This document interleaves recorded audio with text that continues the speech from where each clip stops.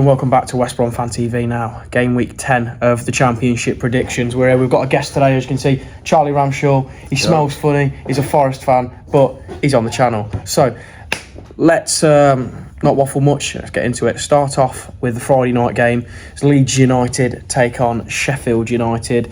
Both teams started the season pretty well. Leeds have gave away a couple of sloppy results. I mean, that Sunderland game showed it all with Butterfingers in goal, Meslier. Sheffield United, on the other hand, started really well. They don't seem to score too many, but they keep clean sheets. They're getting the job done. And if it weren't for that points deduction, they'd be top of the league. So let's just get into it. It's going to be it's a massive game, really. Probably the biggest game of the week. I'm going to say the atmosphere will be too much for Sheffield United to handle with 3-1 Leeds. I'll go 1-1. 1-0. Next up is the first game on Saturday of the 12:30 kickoffs. We're starting with Cardiff City versus Plymouth Argyle. Now, Cardiff have had a terrible start to the season. They've been as dull as dishwater, a terrible team to watch. Plymouth, on the other hand, they're starting to pick up a bit of form, bit of trajectory. Probably one of the best teams I've seen West Brom play all season. So I think my only real verdicts, especially with Plymouth having momentum, is a win for Plymouth. I'm going to go Cardiff City 1, Plymouth Argyle 2. I quite like their number 7, Plymouth. What's his name? Ibrahim Sissoko, some player. Yeah, I feel like he'll probably score, but I don't know. Cardiff have been, obviously they were awful all season, but they've been their best recently. Mm-hmm. So I feel like I'm going to be boring again. I'm going to say 1-1 again. 1-0. So up next is another tasty one this weekend, a derby as Luton Town take on Watford. Luton have been quite underwhelming, starting to pick up a bit, but they've not really been too consistent, saying that. Watford, on the other hand, like a box of chocolates. You don't know what you're going to get. They're either fantastic or they're pretty poor. It's a big occasion. I think that will, I guess, impact Watford's performance in this game. But saying that, I don't think Luton have the cojones to get the job done. I'm going to say, like Charlie has for the last two, a 1-1 draw. Yeah, I feel like Watford this season, obviously, they don't tend to start the season very well. But obviously this season they have started the season quite well, so I do think they'll finish it quite well. But obviously this game in particular, I don't see Luton really getting much from it, because against the bigger teams they've not really done much. So I think I'm gonna say 2-0 Watford. Okay, so next is another 12:30 kickoff. Preston North End taking on Coventry. Now, a lot of people might not know about this fixture is that Coventry have not beat Preston North End in the league since 2007. Quite a worrying statistic. Preston are their biggest bogey team ever. I've been to a couple of Preston Cov games and they just seem to never really be able to perform against them. Talking of this season, though, reflecting on that, I think they've both started in a similar vein, really. I think with Preston having a new manager, it's improved them slightly. Both teams haven't been setting the world alight, really. They've both been pretty boring. I think Coventry have been more underwhelming than Preston because of the money they've spent and the players they've got. Looking at this game, I can only see it going one way. I think that they're not going to win, Cov. It's going to carry on this horrible run of games against Preston. It's going to be a 2-0 win to what's their nickname? The Lily Whites, I think? Yeah, there we go. I mean, as much as I don't really like Preston's style of play, I think it's very, very boring. Paul Eckenbottom's a very, very boring manager. But obviously Coventry haven't started the season very well either. I think obviously Preston needs to sort of get away from the relegation zone, and I think a win against Coventry will probably do it for them. I say 1-0. Next is the Albion, the one that you've all probably been watching for, as Oxford take on West Bromwich Albion at the Kassam, which is a horrible, horrible stadium. But Oxford seem to be getting the job done there. Some big wins this season against the likes of Norwich. Let me think. Wow, the other one, I think they beat Derby. I'm not 100%. Yeah. They're playing really well at home, getting the job done. Oh, they beat Preston at home as well. Sorry, not Derby. Very, very strong. West Brom, we're really good on the road at the minute. We seem to be scoring a lot of goals, playing some exciting football. We're not doing it at all at home, but we're getting it done away somehow. Saying that, it's the clash of the Titans. a top home team versus a top away side, and I think we're going to see goals, a 2-2 draw. Yeah, I feel like I don't really want to bring Forest into a Championship predictions video, but I think West Brom set up very similar to how Forest do, in which the way they set up away, it really works really well, and then obviously how they set up at home, it just doesn't tend to work too well. Because obviously home teams tend to want the ball more, and when they're at home, I don't know, just the way they set up just doesn't work as well as it does away. But I feel Oxford have had a good start, but I just don't see. West Brom are a really good team away, so I just don't see how Oxford can get anything better than a draw. But I think West Brom will win it 2-1. Nice to hear that. Now we got moving on to the 3:00 kickoffs on Saturday. The first one we got down is Stoke City versus Norwich City. Stoke have been a weird side. New manager. They absolutely thumped Portsmouth in the last midweek game. I think it was something like 6-1 or something ridiculous. They're another team quite similar to Oxford that thrive off their home form at the moment. I have seen Stoke play this season, and I don't think they're as bad as the league table's looking. They've got some good players. I think Louis Koumas is a super talent. Norwich, on the other hand, they've been pretty good as well. After a slow first 2 or 3 games, they're picking up some decent results, and they've got some quality. Saying that, I think that they'll struggle at Stoke.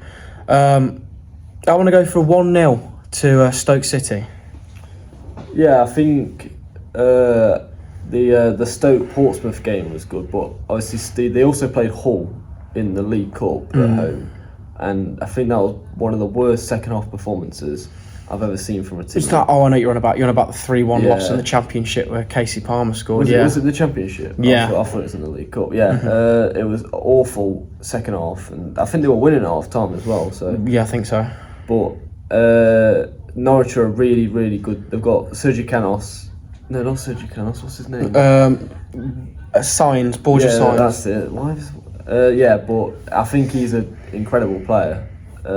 Championship with top goal scorer this season, isn't he? So I think I can't say anything more than a victory for Norwich. I'm going to say 2-0. 2-0. Norwich.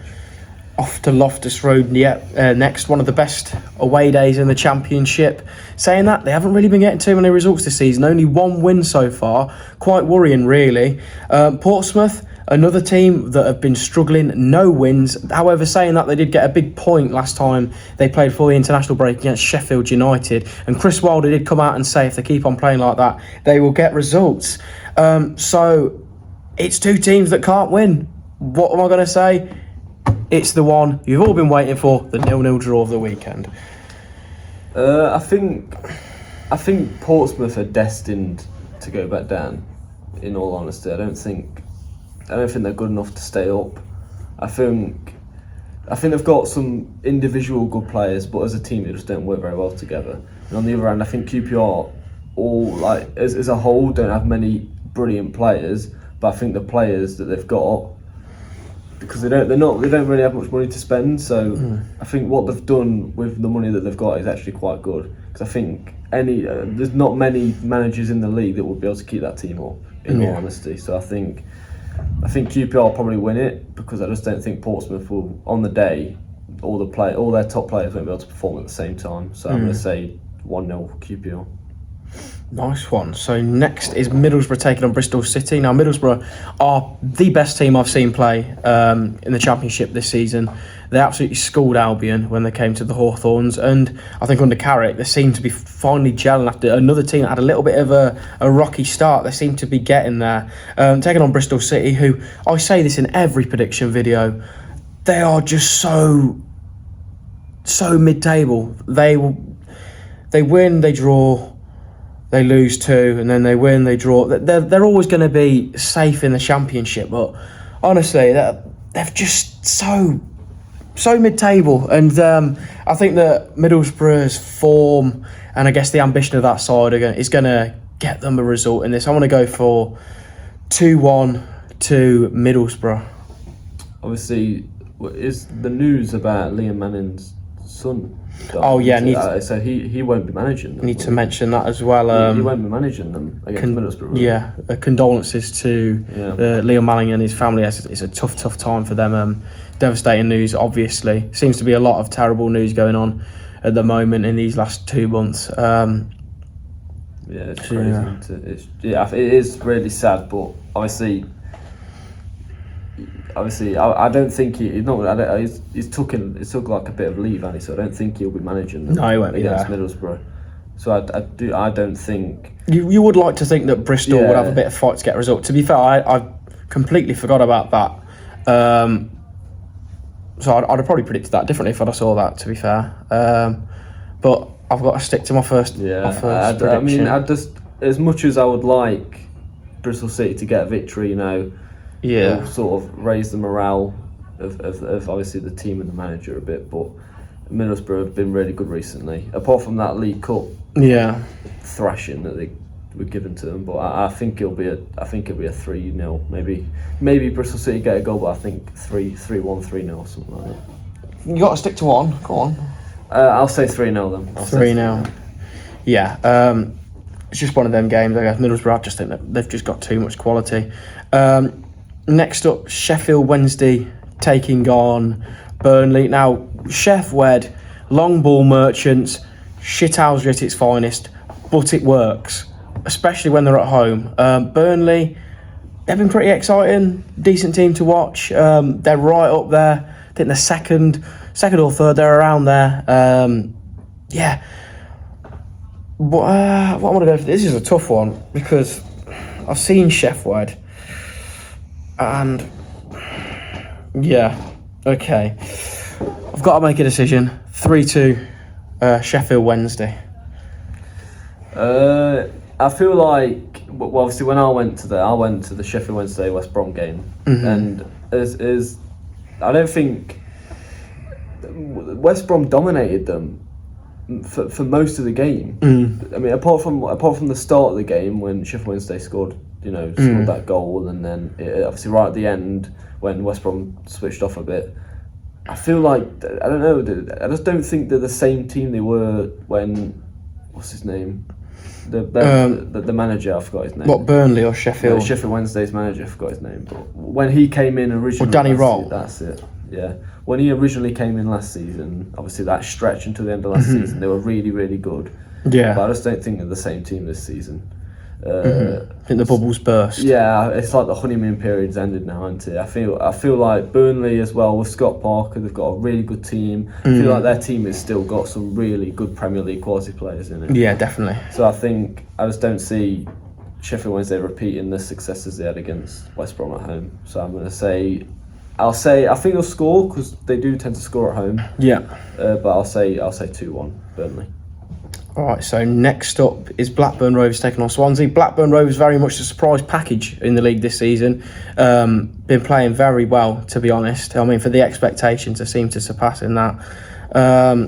Swansea, on the other hand, they've been okay as well. They've around 9th, 10th-ish, around that area. They've been okay, I guess. When they came to the Hawthorns, they nearly snatched a point against us. But I think that this Blackburn momentum is going to carry on. They've got a lot of old names in that squad, a lot of experience, like Andy Vyman's popping up with goals, for example. And even though it's a massive loss with Sammy Schmaddock, they seem to be coping okay. And it seems like Blackburn's a tough place to go. So all of that put into mind. 2-0 Blackburn Rovers. I feel like Blackburn are sort of mirroring the start Preston had last season. How no one really expected them to do much, and then they sort of had that really good start, and everyone was sort of getting hyped up. Oh, Preston might finish in the top 6 and all that. Blackburn might finish in the top 6 this season, but I just don't see it. Them keeping that momentum, like sort of similar to how Preston's season ended last season. I feel like, and obviously any team can beat any team in the Championship. It's different to like the Premier League and stuff. So I feel like Swansea will nick something from this game. Obviously, Wood Park's a very difficult place to go to as well. Some limbs. So I feel like it will be the long the long journey up to Blackburn will be worth it for Swansea fans. So I'll say 1-1. 1-1? I thought you were going to say they're going to win. No. Okay, fuck me. Next up, Millwall taking on Derby County at the Den. Millwall have been they've been very Millwallish, just classic backs to the wall, park the bus, let's try and nick a goal and win it. Well, they were very much like that when they came to the Hawthorns. Derby thrive off home form. They're pretty stinky away though. They haven't won away yet. They haven't won away. I don't think they've even got a draw away yet. I think they've only won at home. So it seems to work for Derby. I want to go for a 1-1 draw, this one. I feel like Millwall, they've scored quite a lot of goals this season, Millwall have. They've scored quite a few goals. So I feel like, and against Derby, I feel like Derby's, obviously I'm a Forest fan, so I'm not going to like them anyway, but I feel like Derby's defence just isn't any good. I feel like Cashin's quite good, but apart from that, I don't think they've got much going for them. So I feel like Millwall will probably score for quite a few here. I think Derby will score maybe a goal or two as well. So I'm going to say I'll say 4-1. 4-1. Yeah, I can tell you're a Forest fan. Next up, onto the only Sunday game, the last game of the match week. Hull City taking on Sunderland. Hull got absolutely... They had the pants pulled down before the international break, losing 4-0 to Norwich, which, yeah, it doesn't look good at all, really. They seem to have lost the spine of that team from last season, to be honest. Sunderland, on the other hand, getting the most flukiest point I've ever seen in my life, thanks to Butterfingers in goal. Sunderland, obviously, top of the league. If it weren't for Sheffield United's point deduction, there wouldn't be, but they've done pretty well. I think Regis Labree's style is working perfectly under the new squad. Considering they lost Jack Clark, they've been coping pretty well, to be honest. They've had some exciting young players on the wings who seem to be doing a good job. And yeah, I've been looking online and a few people are saying that they think Hull are going to win this game and they're going to bounce back, but I can't see that happening, to be honest. I think that Sunderland are going to carry on this great start to the season and keep their crown at the top of the league for now. I'm going to go for Hull City 1, Sunderland 3. Sunderland top of the league, aren't they? Yeah. Yeah. I do think Sunderland win this game because I just don't think Hull. Like they lost. They did lose quite a few of the key players that they had listed, like Tyler Morton and who's the centre back that they had last season? I forgot. Greaves. Yeah, that's it. He's gone to Ipswich, hasn't he? So. But I feel like they lost a few of the key players. And they lost the winger who's gone to Aston Villa. He was from Villa. Philogene. Yeah. But I feel like they've spent a lot of money. In January, they spent a lot of money. They spent a lot of money in January. And I think it was on loans though. Like Fabio Carvalho came in on loan. They had Liam Delap on loan. They thought that they were just going to breeze the playoffs from then onwards, but it just didn't work out for them. I just feel like the manager that they've brought in as well, I don't even know his name. Yeah, sacking Liam Rossigny was a massive mistake. Look at how he's doing now. He's in the top tier of the French league and he's smashing it in there. Yeah, he's doing quite well for Strasbourg, isn't he? So, yeah. But yeah, I just don't think. I don't know. Is his name like Walter or something? I don't even know, to be fair.